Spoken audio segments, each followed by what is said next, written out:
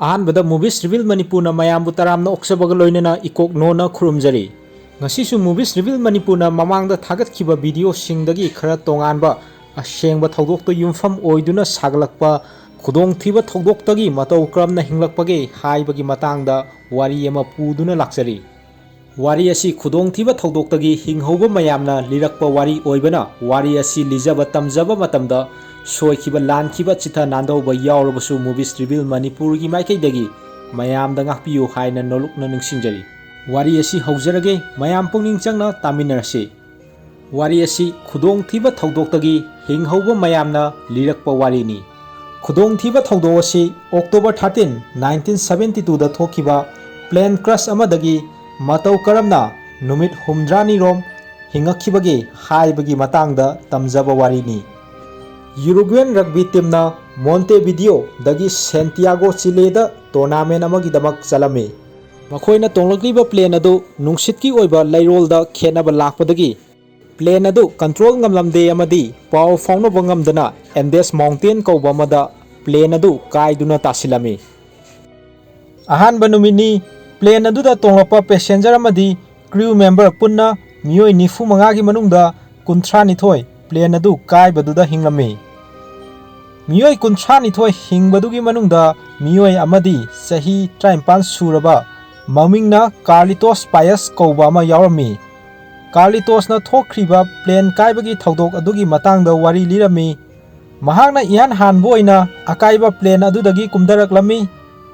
मदुदा अकोइबा सिंग अदु अंगौबा मसुगी सिंग अवांगबा सिंगना कोइसिलमी अंगौबा मसु सिंग अदु उन्ना मफम खुदिमक कुपलबा अवांगबा सिंग ओइरमी अदुना मखोय याम इंगलमी प्लेन असिना काइरगा तासिलिबा मफम असि कदाइदनो हाइबा मखोय कनामता खंगलमदे प्लेन दुदा यावरपा चानबा थकनबा खरा दुगा मखोय अंगौबा उनगी सिंगसांग सिंग अदुना कोइसिलगा लेरमी मफम असि यामना इंगलमी टेम्परेचर असि 0 डिग्री सेल्सियस की मखादा लेरमी हाइबदी फ्रीजिंग पॉइंट की मखादा लेरमी अदुना हिंगहौरिबा नहा सिंग असिना हिंगनबगिदमक मियोइबा खुनाइदा चनरिबा तौरिबा नियम सिंग असि थुगाइबा मथौ तारमी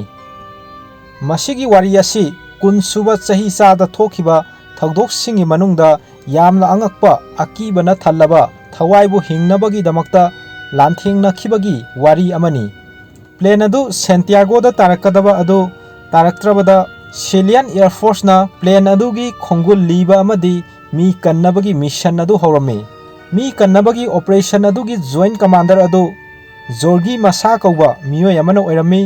महागना हाइरमी प्लेन काइबदा हौरपगी थिजनबासी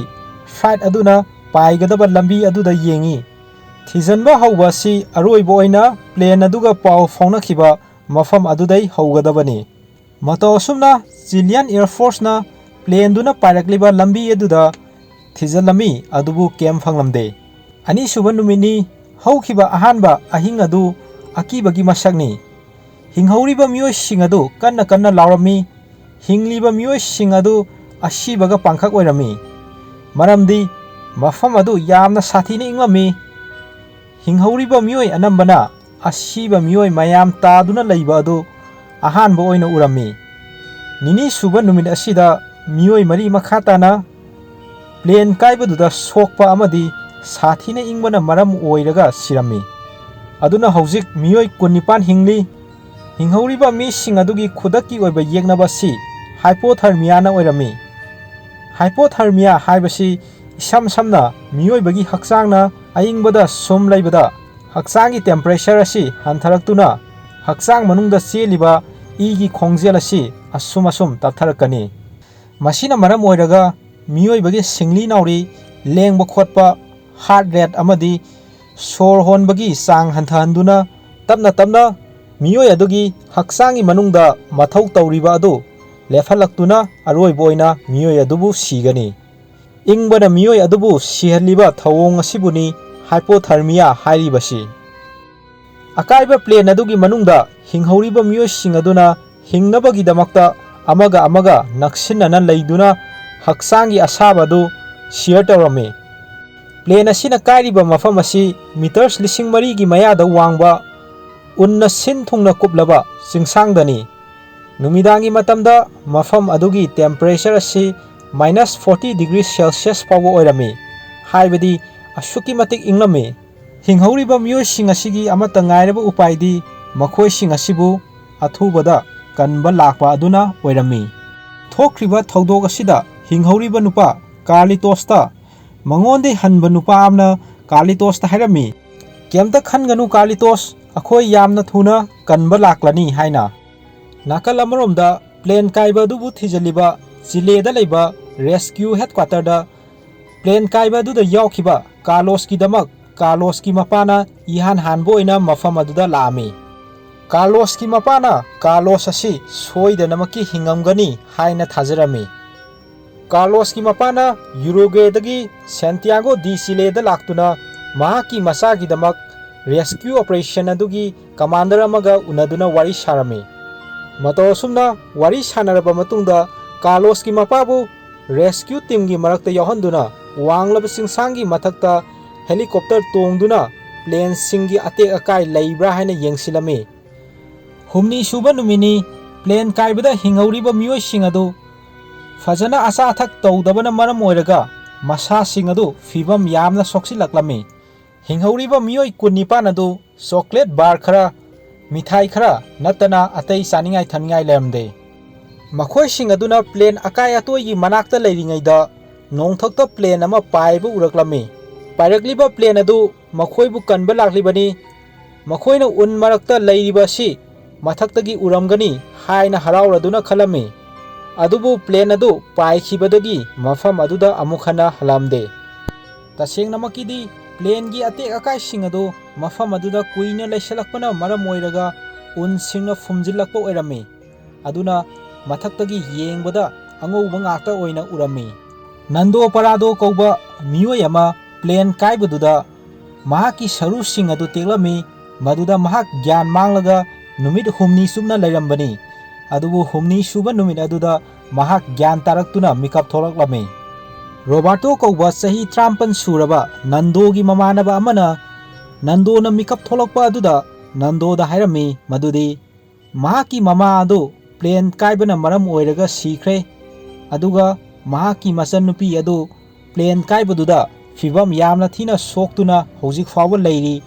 अमसुंग महाकी सीरबा ममा अदु मयामदौना मपालदा फुमख्रे नाहक पुंगनिंग फाथादुना नसल नुपी सोक्लिबा असि मतेंग पांगनबा नंदोदा हाइरमी पाव अदु ताबदा नंदोना महाकी मसल नुपी सुजीबु कौरक्लमी सुजी असि प्लेन काइबदुदा हक्चांग मनुंगदा सोक्तुना ज्ञान मांगदुना हिप्तुना लैबा अदु उबदा नंदोना महाकु सागलन्नबा सुजीबु कोनसिनबिरगा लैरमी नाकल अमरोमदा प्लेन काइबदुदा हिंगहौरिबा नहा सिंखरना मखोइबु मफम अदुदा हिंगदुना लैनबगिदमक्ता करी करी कानबा पोषक यावगे हाइना अते अकाय मरक्तुदा थिरमी मखोइसिंग अदुना लैरिबा अतेकवा प्लेन मनुंगदा सिसलक्लिबा उनगी नुंसित अइंगबा सिंग अदुबु ngakthoknaba प्लेन गे अते अकाय सिंग सुटकेस सिंग सिजिनदुना मखोइना लैरिबा अकायबा प्लेन अदुबु मेनसिलमी उनगी सिंगसांग अदुदा चादा थक्तना लैरक्पा मरिनी सुबा नुमिनी नंदो अमदी अतै मियोइसिंग अदु हक्चांगदगी मही मनाय का हेना सत्खिबना डिहाइड्रेशन की प्रॉब्लम मायोकनरमी डिहाइड्रेशन की प्रॉब्लम मायोकनरिबा असिगी मरमदि मफम असिदा याम इंगबना मरम ओइरगा अवांगबा चिंगसांग ओइबसिदा अकोइबदा ऑक्सीजन निंगथीना फंगद्रिबा असि हक्चांगना ऑक्सीजन दरकार ओइरक्पादु फंगनबा सोर होनबा थुगलाई सोर होनबा थुगलक्पसिना मरम ओइरगा हक्चांगदै मही मनाय मांगबगी चांग हेंगलक्तुना नंदो अमदी अतै सिंग अदु डिहाइड्रेशन की प्रॉब्लम मायोकनबा ओइरमी डिहाइड्रेशन हक्चांग सोक्थलिबा आराम खौरांगबा सि कोकनबा मखोइगैना तादुना लैरिबा उन सिंग अदु चासिलमी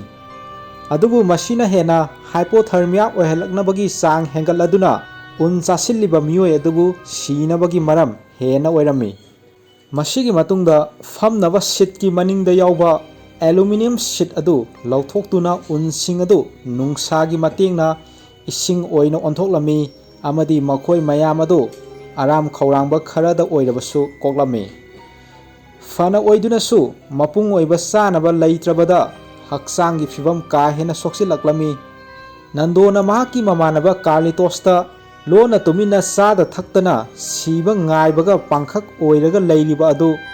koknaba siduna leiliba Mioibagi Sadong adubu sanaba wafam haudoami. Haudoragliba wafam asi sangsar-sida chanadaba tabada akiba tujungba hangoiba hainadaba mayam amana thalami aduga wafam adu hinghauriba mioi atai gaisu tarami adubu kanamtana thabak oina taurage hainadi thorang toromde. Mangani suba numini makoibu kanba lakpagi khudam amata fangdri. Mioi marina saba kangbu amana singsang sing aduda plane gi kaihauriba maningi sharuk sing thirunaba yengba salami. Plane sigi maningi sharuk adu thibagi maramdi maduda luggage sing amadi atopa singa paw faunanaba radio gi mathau tagadaba battery adu plane gi maningi sharuk aduda yaukhirami. Makoi sing aduna plane gi maningi sharuk adu thiba satkringaida nando amadi mioi khrana makoina leiliba plane kaiduna tasiliba mafam asigi matangda kupna nainarami. Makoina khalami madudi makoina leiliba mafam adudai achauba awangba singsang adu khak lanthokladi makoigi safagadaba mafam oigani haibasini.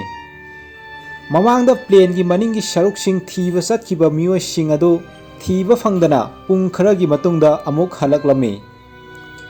Hingnabagi damak tauruba khodimaksi makoigi mayokta leibo oina taurami. Thiba satluba mioi sing adu ingbana singsilami soktharami amadi maithirami. Nipalni suba numit haujinkhre. Nando paradogi soktuna leiriba masal nupi Suji su sirami. Mamangda mahaki mamasu plane kaibududa sikhrabani. Mahak mang takpaga pangkhak oirami. Masal nupi siba duda Nando da khangaudana nungdagi ahongba ama laglami. Madudi mahak hingdaba yade chattaba yade hingnabagi damakta lanthengnagdabani haibasini. Plane da yaurakpa chanaba khara adu loirami. Makoina hinge hairadi protein yauba energy pigadaba chaba mathau tarami. Hinghauriba mioi sing aduna leather khungup una singba kya sasilami. Mato sumna tarani suba numita sangsilaklami. Sadabana ngauraba mioi sing adugi marakta Roberto Kenesha kauba medical student oiba amana makoina mathau tariba protein adubu fangnaba wafam haudoami. Asiba mioibagi haksang sing asi makoina mathau tagani haina mioibana taunadaba hingnabagi damak taudabadi yadraba thabak asi pangthoknaba mayamda hairami. Tariba mioi sing aduna hairakliba wafam asi tayonarami amadi wafam asida yaw haiba ngamlamde. Adubu nandonadi mioibana mioibagi sadong sabagi wafam asi yaningbagi ingit pirami. Maramdi Roberto Kenesha hairiba mioi asi medical student ama oibanina amadi mahakna haudorakliba wafam asina makoigi hingnabagi damakta amata ngairaba lambi oibana. Mato sumna nandona siduna leiriba mioibagi sadong adubu chaba horami. Ahanbadadi hinghauriba mioi atai gaidunasu mioibagi sadong adubu chaw haiba yaramde. Adubu matamgi matungina leihauriba atai gaidunasu mioibagi sadong adubu chaba haukhirami. Sangsar-sida taunadaba chanadaba mioibana mioibagi sadong adubu chaba aduna maram oiraga makoina hingnabagi damakta mathau tariba protein adubu fanglami. 18ni suba numini hinghauriba mioi sing aduna transistor radio ama fanglami. Radio du antenna gi matingna makoina tonglakliba kaikhraba plane adugi matangda leihauriba sing aduna makoibu thiribra haibagi I paw adu radio du da tarami. Radio du da hairaklami kaikhraba plane asigi langla langjin fangdrabana makoina plane gi ate akai sing mafam kadaida leibage haina thiriba adu loisile haina radio du da hairaklami. Radio gi wafam adu tabada hinghauriba mioi sing aduna khalami madudi makoi mafam asida siragani haiba wafam asini. Maramdi makoi chanaba leitre thaknaba ising leitre rescue tawrakpagi wafam su leitre. aduna makoi ungi chingsang asina koisiliba mafam asida makoi chapaga siragani haiba wafam asini adubu nandonadi masa matomda haijarami madudi mafam asida kem tawdana tapna sibagi muhutta thauna fana lanthengnaramlaga sikibana hena fai haiba wafam asi nandona matomda khalami nandona awangba Andes Mountain gi ungi chingsang asi kaduna thengnaba migi mateng laurage haina sap yungna lepami adubu mahak mafam adu thadoktuna ingbana hingni sini khangloidaba khongsat aduna maram oiraga matomda satpa kirami aduna mahak satminaba yaba mioi sing kupna yenglami maduda Roberto Kenesagi mathongna adubu uraduna mahak punna Andes Mountain gi ungi chingsang aduda satkadaba khongsat adugidamak sem sanaba nandona Roberto da hairami nakal amaromda plane kaiba adubu thijalamba government ki rescue operation adu loisin khrabasu wari asigi hawrakpada Carlitos ki mapana masanupa Carlitos pu fangnaba thiramba adudi lepamde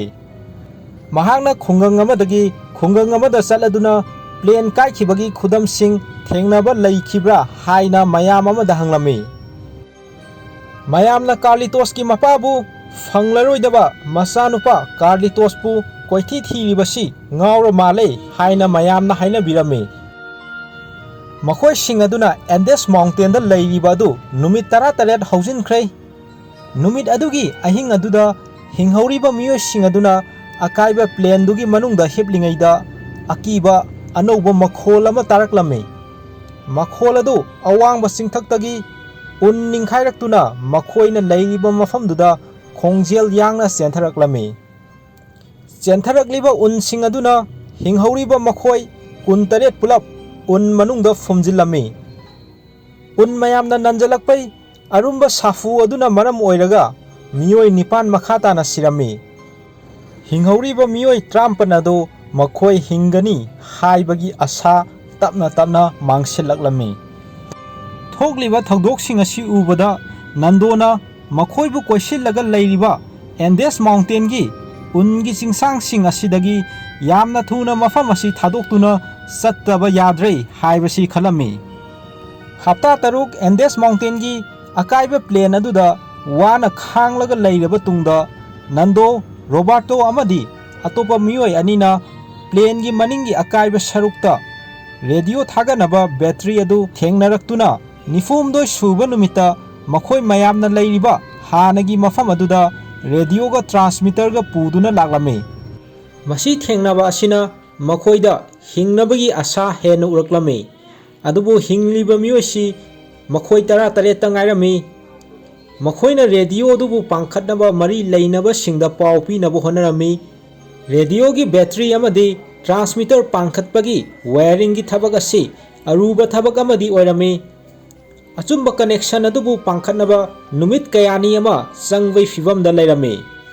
leiribu afamdi hinghauriba miyoi singadu radio pangkhatpagi knowledge leiba miyoi amata yaramde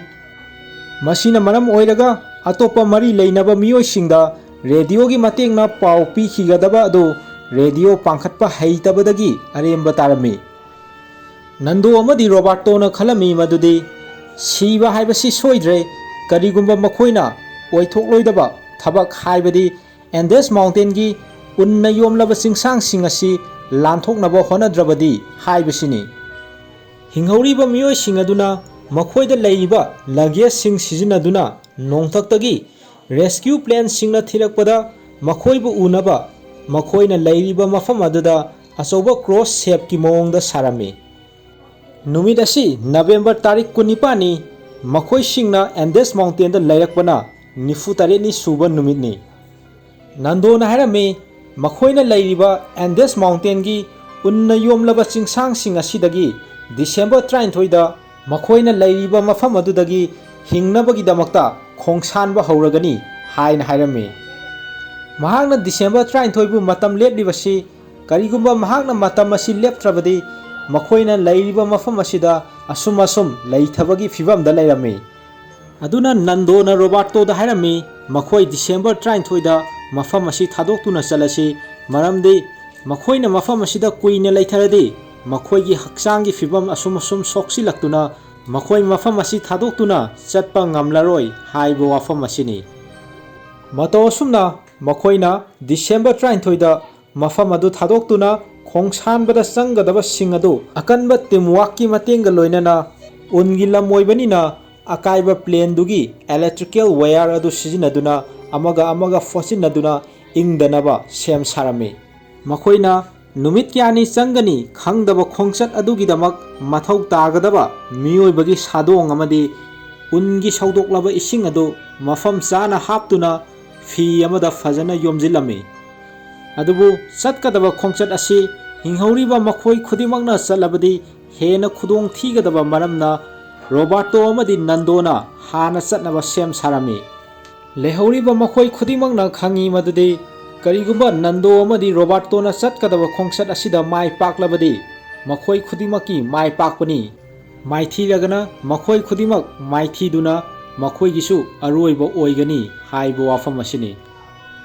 ꯅꯥꯀꯜ ꯑꯃꯔꯣꯝꯗ ꯀꯥꯔꯂꯤꯇꯣꯁꯀꯤ ꯃꯄꯥꯅ ꯈꯨꯡꯒꯪ ꯑꯃꯗꯒꯤ ꯈꯨꯡꯒꯪ ꯑꯃꯗ ꯆꯠꯇꯨꯅ ꯀꯔꯤꯒꯨꯝꯕ plane ꯀꯥꯏꯈꯤꯕꯒꯤ ꯃꯇꯥꯡꯗ ꯑꯃꯗꯤ ꯃꯍꯥꯛꯀꯤ ꯃꯆꯥꯅꯨꯄꯥ ꯀꯥꯔꯂꯤꯇꯣꯁꯀꯤꯗꯃꯛ ꯏ ꯄꯥꯎ ꯄꯤꯕ ꯉꯝꯂꯕꯗꯤ ꯀꯦꯁ ꯔꯤꯋꯥꯔꯗ ꯄꯤꯒꯅꯤ ꯍꯥꯏꯅ ꯆꯦꯖꯥꯏ ꯆꯥꯏꯊꯣꯛꯇꯨꯅ ꯃꯌꯥꯝ ꯑꯃꯗ ꯈꯪꯍꯜꯂꯝꯃꯤ꯫ 64 ꯁꯨꯕ ꯅꯨꯃꯤꯠꯅꯤ ꯔꯣꯕꯥꯔꯇꯣ ꯑꯃꯗꯤ ꯅꯟꯗꯣꯅ ꯃꯈꯣꯏꯅ ꯂꯩꯔꯤꯕ ꯃꯐꯝ ꯑꯗꯨ ꯊꯥꯗꯣꯛꯇꯨꯅ ꯈꯣꯡꯁꯥꯜꯂꯛꯅꯕꯒꯤꯗꯃꯛ ꯁꯦꯝ ꯁꯥꯔꯝꯃꯤ꯫ ꯅꯟꯗꯣ ꯍꯥꯏꯔꯤꯕ ꯃꯤꯑꯣꯏ ꯑꯁꯤ ꯍꯤꯡꯅꯕꯒꯤꯗꯃꯛꯇ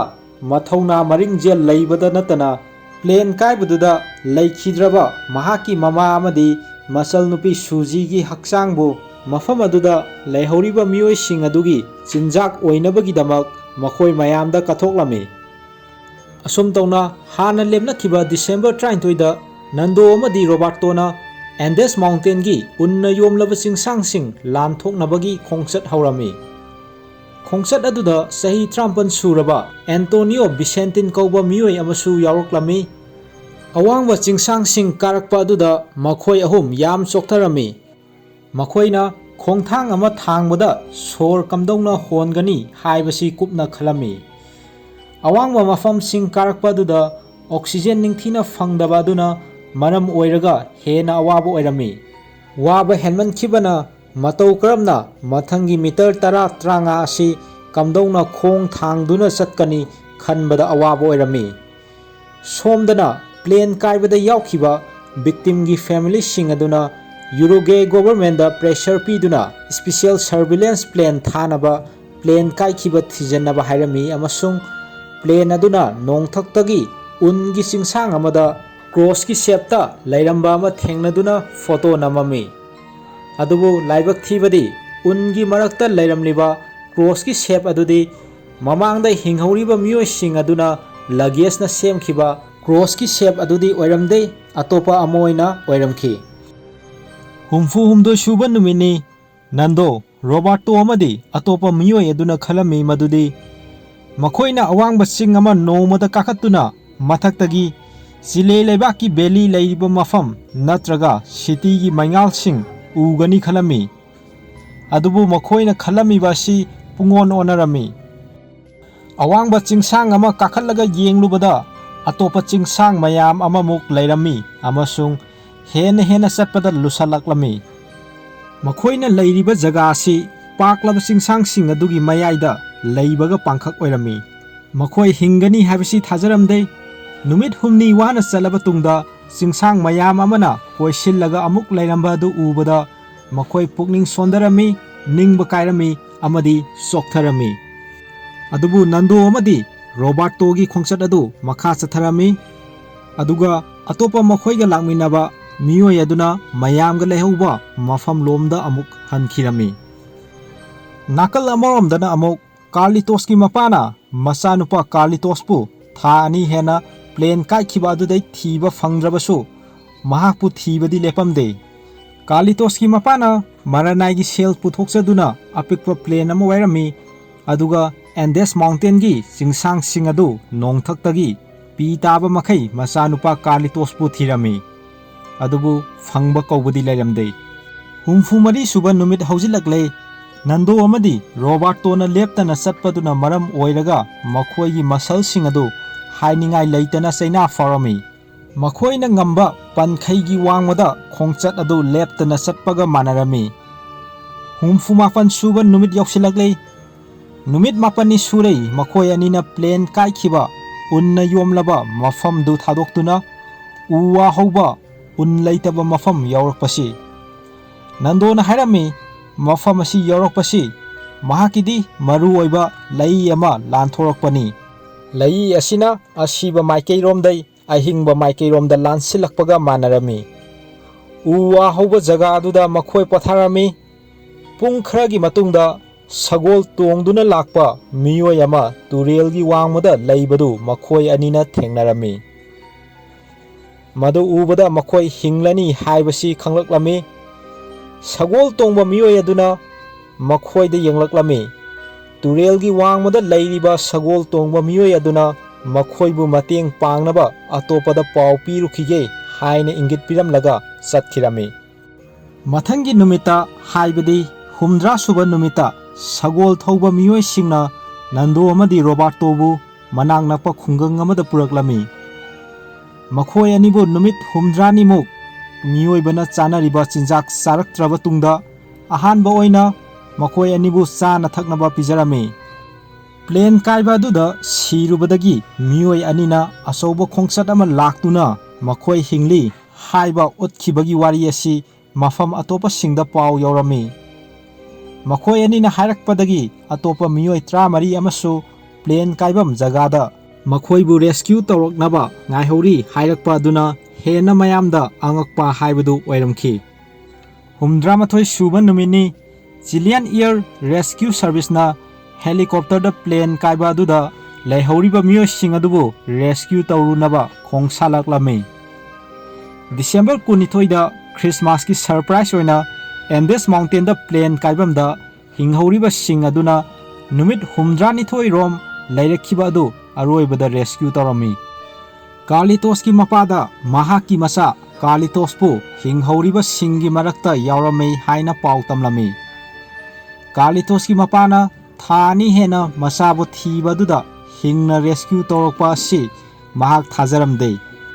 oiragliba sing asi akiba amadi nungaiba farami Nandogi akhangkanba aduna Andes Mountain dagi nanthoraktuna ashibadagi ahingba maikeiromda lakhibani Carlitos pu rescue tawraktuna helicopter dai kumdarakpa mikopta Nandobu call aduna mahakpu thagalami plane aduda tonglokpa miyoi 94 gi manungda miyoi 13 khak hingduna sadaba amadi ingmana masapumba sondana Andes Mountain da numit 102 hinglakhibadu Mioibagi tawgeda khanba akhang kanba thaunaduna aroibada mai pakhiba kun suba sahi sada thokhiba khudong thibadagi matau kramna hinglakhibage haibagi angakpa wari singi manungda khwaidagi angakpa wari ni ngasi lijaribasi wari asi matang swaida lojare tabiriba khwai miyamna like subscribe comment amadi share tawiduna channel asibu pungning thogatpiyu amasung matung tarakpada hena nungai raba video kiyama thagatpa ngambo ijage haina movies reveal Manipur gi makai dagi aroibada nolukna ningsingjari